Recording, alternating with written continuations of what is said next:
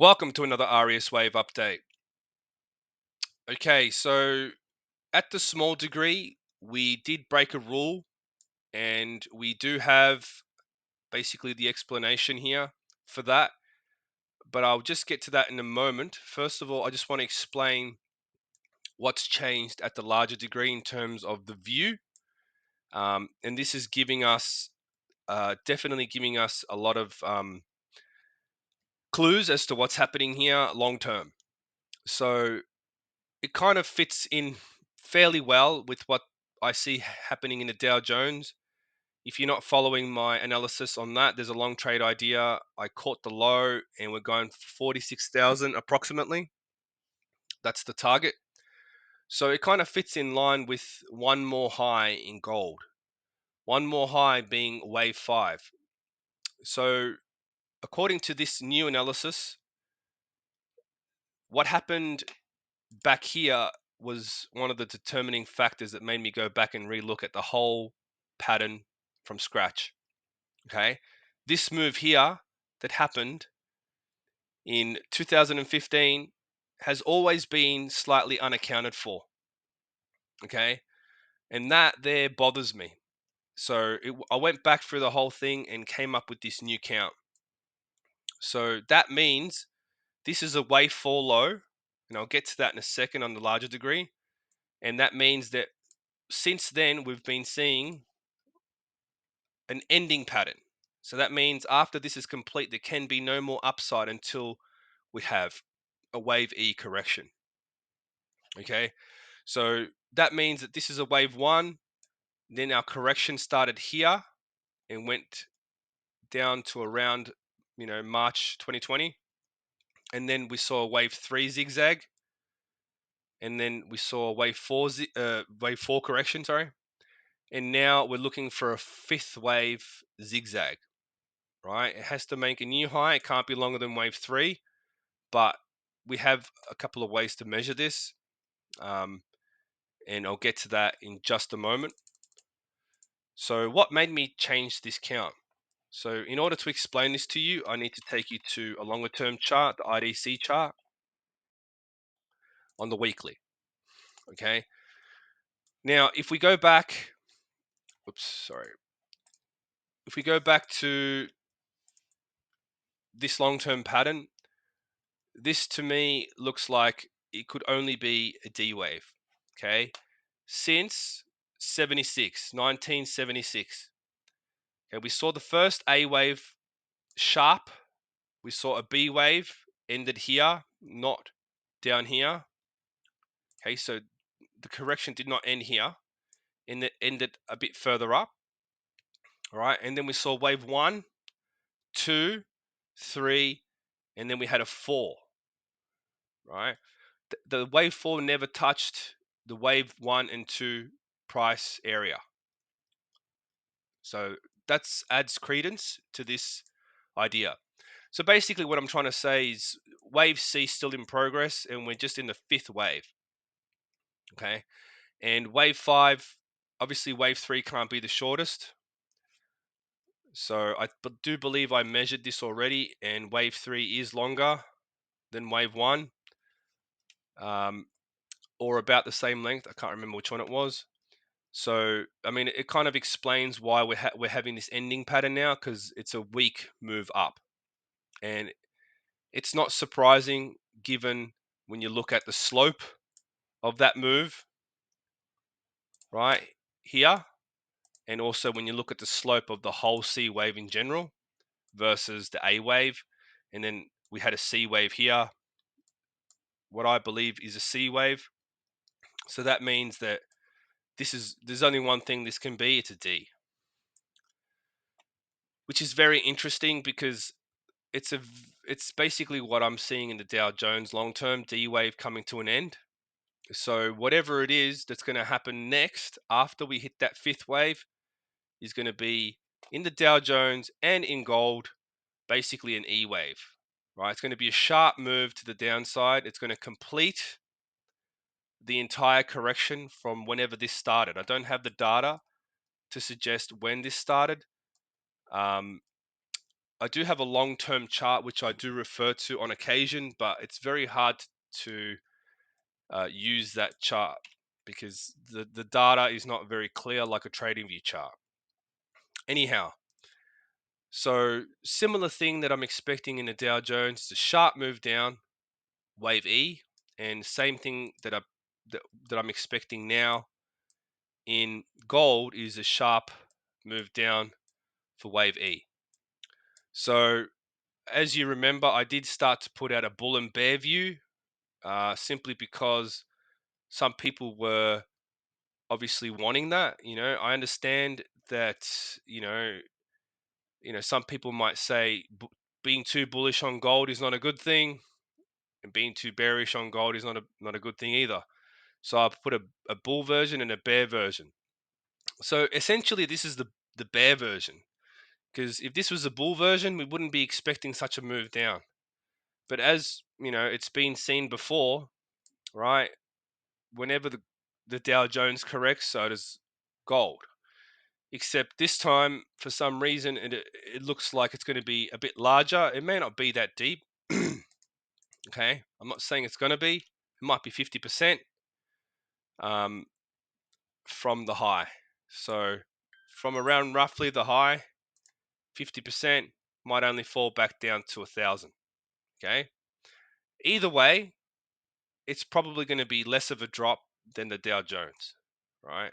So that's all right. I mean, at the end of the day, you live and learn, and at least I can explain my reasoning using RES wave. Now, just quickly before we go back to the short-term view, I want to talk about this 5-wave move that we've seen since 2004. That's when I marked the end of B wave, not down here where the white squiggle is, but wave B ended up higher. And then we look at the RSI on the weekly. It looks like wave 1 has the most strength, right? But if you go to the daily, so obviously wave 3 should be the strongest on the RSI. But if you go to the daily, you can actually see that wave 3 is the strongest on the RSI, not wave 1. So interestingly enough, that's a piece of evidence also. Okay, and you can see wave 1, 2, 3, 4, 5 for 1, 2, 3, 4 never went into the price territory of wave 1 and 2. And I'll go to the other chart now to explain the corrective portions of this move for wave 4. So wave 4 here, you can see there's an A, B, C, D, E pattern. This is a sharp correction, deep, long lasting compared to the wave 2. Never broke a rule there. So that's what made me come into this sort of view where we're moving up in zigzags. Took a bit of research to dig into this particular set of corrective patterns here, but it seems to check out well. I don't see a problem with the count. So let's just see what's going on at the smaller degree now for wave 5 zigzag up. Okay, so just give me a moment to adjust. All right. So for wave 4 of this move here, very similar, not really similar. Well, all corrections are very similar, except they're just different shapes and sizes. That's what RES wave is about. So basically, a certain set of waves has to happen fractally at in every pattern A, B, C, D, E. Sometimes zigzags can grow bigger than other zigzags, right? Like AB, for example. This AB, not very similar in length of duration and size, etc., but provide clues as to what's going on here. I believe that's the end of wave 4 in March 2021. Then we had a wave A. So as I mentioned, we're expecting a wave 5 zigzag, right? Now, the count remains the same for, I suppose, for the corrective portion of this. But I suppose the only thing that's going on right now is that the count was invalidated, which means that that move up wasn't a zigzag, complete zigzag. It was probably a 5-wave move that basically looked like a sharp 3-wave move, exactly like what happened right back here when we had our wave 3. It's a fast 3-wave move, right? That's what I thought this was at the small degree, but what's happened after that proves that it's not. Okay, so that means that I got to adjust the count and plan the trade. So right now I'm assuming that this is now a wave D at the small degree. So we've come back, we've broken that low, which was the area we weren't supposed to break, and it's proven now to be a D wave. So the upside is only limited to 1845. Okay, and the stop has to be at around 1752. Once we take profit on that move, we wait for a drop in wave E. And then once that happens, we wait for a break of the start of wave E, and then we have a long trade, right, to the highs. Until then, we just have to wait for this wave D zigzag to complete, okay, because it's only going to be a small zigzag. Okay, by the looks of it, that's what it looks like anyway. That's my opinion. I'm not a financial advisor. Make sure you use good money management. You should always use this only as a guide, and not your sole source of trading information. Make up your own analysis. Whichever way you do. Maybe we can share ideas. But at the end of the day, I'm sort of making these views known to sort of help people understand that there is a bit more to this than just making bold claims. I did get stopped out, but I had an explanation for it, right? It's a difference between when you know why you got stopped out versus, just making a claim. Thought that was a DE, done. No, this was too weak. It broke the level. Well, that means this whole thing is a zigzag, not just that one move up, So that's the kind of thing I'm talking about here. That's why I can continue posting about this, because I have a reasoning for my analysis. People tend to comment, well, if you're going to do that, have a bit of reason behind your comment. That gets listened to a lot more than just, mouthing off, running your mouth, or whatever you do. If you do it, if you don't do it, no worries. This is just another idea on the internet. Don't take it too seriously. All right. Some people get butt hurt when they hear me say something. I'm sorry. Maybe you should not take things too seriously.